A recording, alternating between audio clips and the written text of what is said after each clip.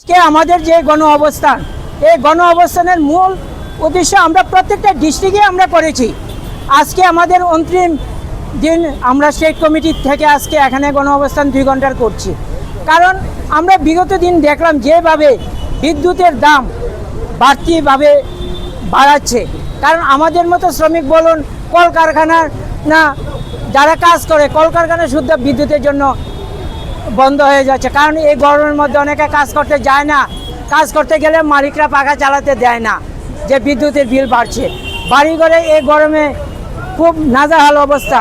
যে বিল গতদিন 10 টাকা দিয়েছে, আজকে এই বিল 20 টাকা হয়ে গিয়েছে।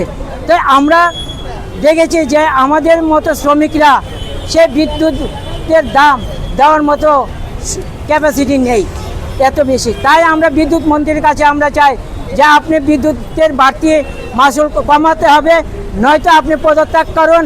আগামী দিন আমরা রাস্তা অবরোধ করব।